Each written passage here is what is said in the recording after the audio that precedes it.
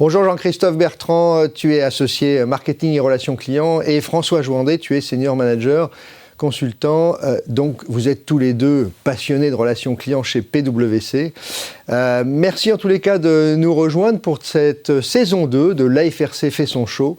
Et récemment, vous avez publié ensemble une étude sur l'IA qui intéresse évidemment particulièrement les membres de l'AFRC. Alors je vais poser une première question. Si on devait retenir justement 3 enseignements clés de cette étude, lesquels seraient-ils ? Effectivement. Donc on a mené à la fin de l'automne, vers décembre, une étude effectivement sur l'impact de la GenAI sur la relation client et le marketing. C'est important de situer ça parce que c'est un domaine qui va quand même assez vite. Avec OpinionWay, donc un volet qualitatif auprès d'un certain nombre de directeurs marketing et relations clients, et un volet quantitatif mené par OpinionWay auprès d'une centaine c'est 50-50 directeurs marketing, directeurs relations clients. L'objectif était de comprendre justement comment ces différentes directions, ces 2 directions, marketing et relations clients, qui sont finalement en front avec nos clients, avec leurs clients, communiquent finalement, utilisent la GenAI pour leur métier et comment elles se l'approprient. Alors, si on avait 3 choses à retenir sur cette étude, effectivement, c'est que, c'est une technologie qui a quand même été largement adoptée par le grand public. Tout le monde a utilisé ChatGPT et pourtant les entreprises aujourd'hui traînent un peu dans l'appropriation de cette technologie. Le niveau de maturité est encore assez faible. Ça a été très rapide, hein, l'adoption, c'est 100 millions de personnes qui l'ont adopté en quelques mois. Voilà. Alors que les entreprises, c'est plus lent.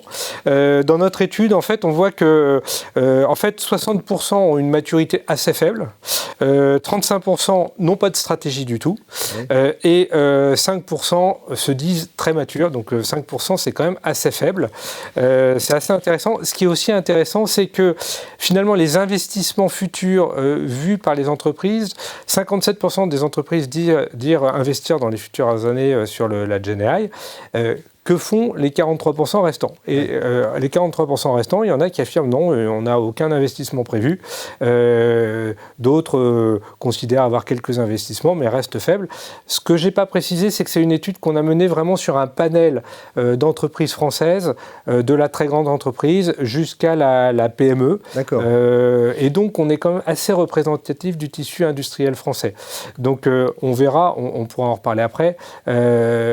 Finalement, c'est les PME qui voient le plus de valeur dans la GenAI, et c'est aussi ceux qui finalement sont le plus loin en termes d'adoption, de compréhension de la technologie. Donc il y a une espèce de paradoxe autour de ça. D'accord. Donc Premier enseignement, une technologie adoptée par le grand public mais qui peine dans les entreprises. D'accord. Le deuxième, c'est que pour les directeurs marketing et relations clients, il y a une vraie valeur ajoutée. Elle est démontrée. Ce qui est assez intéressant, c'est que ces 2 fonctions le voient vraiment comme un moyen. Finalement, quand on leur demande quelles sont vos priorités, la GenAI arrive dans le top 5 des priorités. Mais les grandes priorités, ça reste en premier lieu et de très loin tout ce qui est développement durable, sustainability, donc ça c'est assez intéressant. Ensuite, on a l'expérience client en 2, et en 3, la transformation digitale. Donc j'ai envie de dire, les fondamentaux restent les mêmes, sauf qu'aujourd'hui, on se dit qu'est-ce que je peux faire de cette nouvelle technologie qui peut accélérer l'efficacité, la performance, l'efficacité, transformer mon métier, m'aider à faire mieux mes fonctions, mais tout en gardant mes priorités. D'accord. Et le troisième enseignement, qui me paraît certainement le plus important, GenAI, c'est du générative, donc intelligence artificielle générative. Et donc, les entreprises ont bien compris qu'il y a une différence entre l'AI et la GenAI, et s'intéressent à cette intelligence artificielle générative pour générer du contenu. Alors, ceux qui sont le plus avancés là-dessus, c'est les directions marketing, qui aujourd'hui utilisent ça pour pour personnaliser du contenu. On peut quasiment personnaliser une publicité, un visuel pour un client, et ça c'est quand même un saut quand même quantique. J'ai un directeur marketing avec qui j'ai échangé qui nous expliquait que finalement il a 2700 produits et que maintenant il peut générer du contenu spécifique à ces 2700 produits quasiment en un clic. C'est complètement dingue. Les directions relations client, elle voit ça plutôt, et François le dira, au service des collaborateurs. Et en fait, on ne va pas tant s'intéresser à comment je peux répondre à un client sur sa facture, sur un paiement, mais on va être vraiment sur des choses comme les FAQ, les foires aux questions, à la fois pour alimenter la foire aux questions ou pour pouvoir répondre aux clients par rapport à des questions qui pourraient se poser sur les offres. Donc on voit bien qu'il y a un côté relationnel de discussion qui se base finalement sur les contenus de l'entreprise qui n'étaient pas accessibles jusqu'ici. Alors justement, on va rentrer un peu plus dans le détail, peut-être avec les cas d'usage. Quels sont les premiers cas d'usage que tu peux constater auprès de tes clients en matière de relations clients? J'avais quand même noté dans le classement des premières applications que la relation client, les services clients étaient très en avance, même si le marketing, tu disais, l'utilise beaucoup, sur l'IA générative. Et après, c'était l'optimisation des coûts et la génération de croissance. Mais Gartner nous mettait les services clients en premier. Alors, quels sont les cas d'usage que tu as pu observer? Oui, alors très concrètement, et on le voit à travers nos discussions avec les clients, il y a 3 volets en termes de cas d'usage. Il y a l'agent, le client et le pilotage de l'expérience client. La priorité pour la plupart de nos clients, c'est l'agent. D'une part parce qu'il y a ce côté efficacité opérationnelle sur lequel l'IA générative est un vrai levier. Et puis il y a aussi cette prudence vis-à-vis de mettre cette technologie qu'on maîtrise qu'à moitié, ou en tout cas on ne sait pas exactement, il y a une sorte de black box autour. Et donc on préfère... on se souvient de quelques hallucinations. Hein. Ouais. On cite toujours Air Canada et DPD, mais bon, voilà, c'est dans la tête des gens. Donc, au niveau de l'agent, la première chose sur laquelle on est sollicité, ou en tout cas la première chose sur laquelle les entreprises s'intéressent, c'est comment je simplifie le travail de mon agent.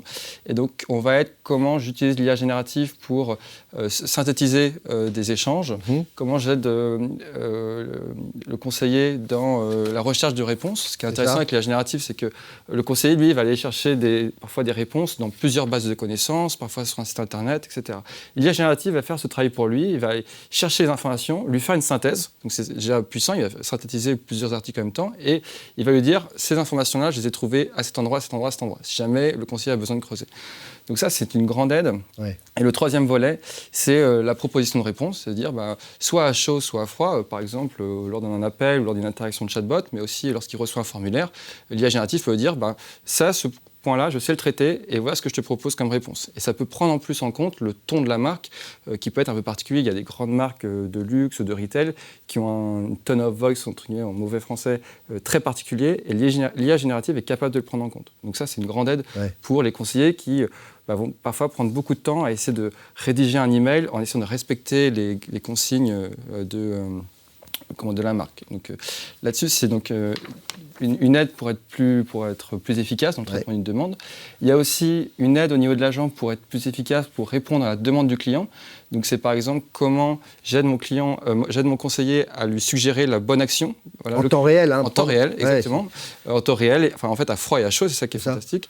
Et donc c'est comment je permets à mon agent de dire, tiens, là le client t'a dit ça, je te recommande de lui poser cette question. Par exemple, donc ça peut être pour traiter sa demande, mais ça peut être aussi d'un point de vue commercial. Lui pousser telle offre, bien sûr. Oui, voilà, où le client va contacter pour, par exemple, dire, voilà, je voudrais atterrir à tel endroit. Le conseiller, l'IA générative va dire au conseiller, et peut-être que tu peux lui demander s'il a besoin d'un taxi, s'il a besoin d'un hôtel, s'il a suffisamment de... Là, je vois qu'il a acheté qu'un bagage, peut-être qu'il en a besoin de 2, compte tenu qu'il a pris 3 places, par exemple. Voilà, c'est une vraie aide là-dessus. Donc ça, c'est la partie agent et c'est vraiment la priorité en termes de cas d'usage. Et après, on a la partie client, donc le chatbot. Donc là, c'est une vraie montée en puissance du chatbot parce qu'on a une vraie interaction humaine et ça va beaucoup plus loin que les arbres de décision qu'on connaissait auparavant. Maintenant, c'est une autre expérience. Et puis, ça aide aussi le client dans le sens où ça va lui permettre de l'aider aussi dans sa recherche. C'est-à-dire qu'aujourd'hui, le client, on connaissait les FAQ dynamiques. Ouais. En gros, on tapait en langage naturel notre question et ça nous donnait les articles qui correspondaient. L'IA générative ne va pas seulement donner les articles qui correspondent, il va formuler une réponse au client. Donc ça va aussi aider le client dans ce sens-là. Et enfin, il y a le pilotage d'expérience à 2 niveaux. Il y a la partie comment j'exploite les verbatim clients. Donc, un client peut dire qu'il n'est pas content d'une facture de 10 000 façons différentes. Pour ceux qui ont eu la chance d'utiliser les outils de voix du client et de devoir paramétrer l'analyse des sémantiques en cherchant des mots-clés, c'est très chronophage et c'est pas forcément efficace en plus. Là, l'IA générative, de fait, vu que sa capacité, analyse la conversation, la probabilité donc ça sait faire des liaisons entre différents mots, différentes expressions. Du coup, c'est complètement approprié pour ce genre de cas d'usage. Donc, du coup, on a une capacité de comprendre et d'interpréter la voix du client qui est différente de ce qu'on pouvait faire avant. Et enfin, le dernière chose sur la partie pilotage CX, c'est la partie quality monitoring au sein des services clients. Avant, on était sur 2% d'échantillonnage des appels et on essayait de cocher des cases pour savoir si... Et c'était assez subjectif finalement, c'était un peu une évaluation de celui qui faisait cette étude. Aujourd'hui, la générative peut dire un petit peu plus peut-être factuellement, est-ce que tous mes conseillers ont bien respecté ma grille de qualité, est-ce qu'ils ont respecté les consignes réglementaires. Pour mieux les former et pour élever le niveau. En termes de cas d'usage, dans l'ordre, c'est les agents. La traduction, on a aussi les aider à traduire des textes. Par exemple, exactement. Donc c'est vraiment dans la partie agent, dans la partie aide de la rédaction de la réponse. Et c'est un des premiers cas d'usage sur lesquels aujourd'hui les entreprises se focalisent. Alors on passe à une autre question, c'est quels sont les principaux freins ou limites qu'on peut constater dans des déploiements de génération AI. Alors on voit qu'actuellement on fait beaucoup de POC, on entend beaucoup de MVP, mais au niveau de l'industrialisation, qu'est-ce qui fait aujourd'hui que il y a des freins, quoi. Alors, effectivement, l'étude, elle fait apparaître 3 grands freins. Ouais. Le premier, qui paraît presque évident, c'est la donnée. La donnée. Exactement. Aujourd'hui, on dit qu'un projet d'IA, c'est un projet de données. Ouais. Finalement, évidemment, l'IA, elle va utiliser la donnée qu'on lui donne. Il faut la désiloter, il faut l'organiser. Donc, il faut gérer une gouvernance autour de cette donnée. Et c'est encore plus prégnant de cette gouvernance autour de la donnée parce que le résultat en sortie va vraiment être quelque part automatisé par rapport à la donnée qu'on va fournir en entrée. Donc la GenAI est un sujet de données et là, les entreprises qui sont en retard là-dessus vont devoir franchir le pas si elles veulent adopter l'IA. C'est d'ailleurs peut-être pour les PME, un des freins premiers, c'est le sujet de la donnée, c'est la maîtrise de la donnée. Le deuxième qui est très important, c'est vraiment un sujet d'éthique. Il y a un problème d'éthique autour de l'IA. D'ailleurs, ça, c'est assez intéressant parce qu'on a corrélé les entreprises, le niveau de maturité avec finalement les freins.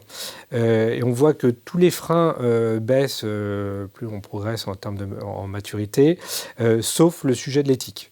Le sujet de l'éthique, les entreprises les plus matures sur l'IA, sur la GenAI aujourd'hui disent on a un vrai sujet d'éthique. Et en fait, le sujet d'éthique et de conformité, c'est 3 choses. En droit, on dit que la GenAI produit des œuvres dérivées. Donc en fait, elles sont dérivées de quelque chose. Et en fait, donc il y a un droit de propriété qui se véhicule dans la génération. À qui appartient à qui ça appartient, et on peut être attaqué sur le contenu produit par la GenAI. Donc il faut maîtriser 3 choses. L'entrée. Comment le modèle génère la création de contenu, et il faut monitorer la sortie.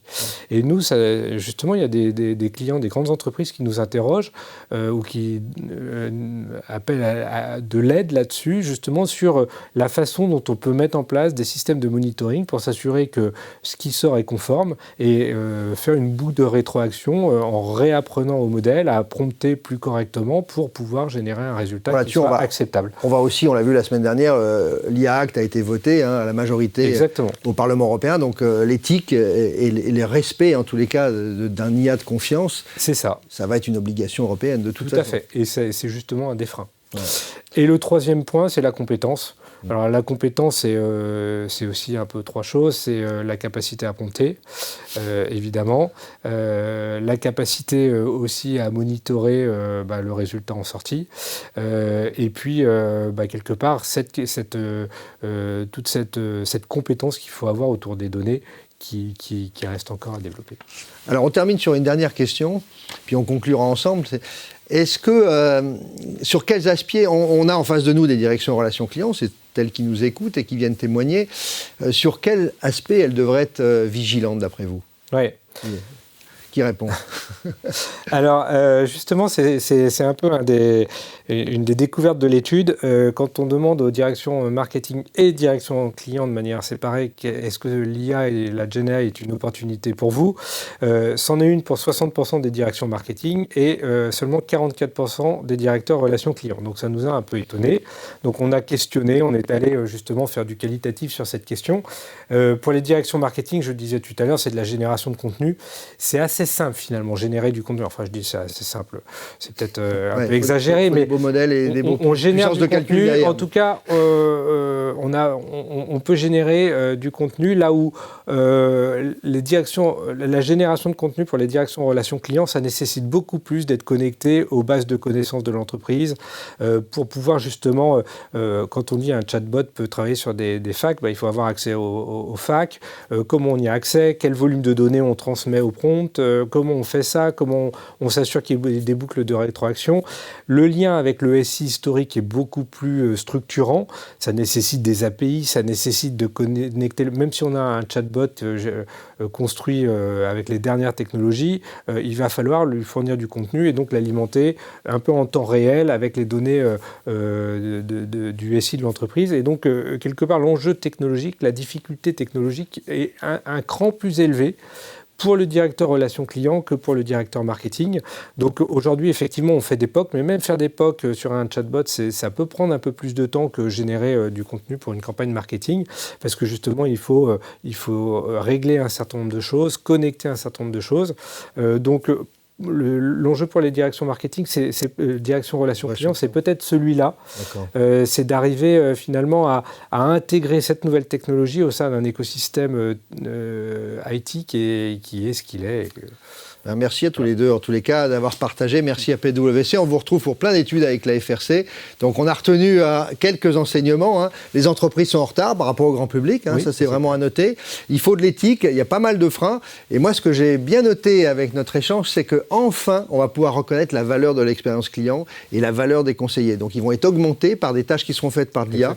Mais on va peut-être enfin reconnaître que ce sont des vrais métiers intellectuels et qui ont de l'avenir et qui, j'espère, attireront de plus en plus de talents. Merci à tous les deux et à très bientôt à la FRC.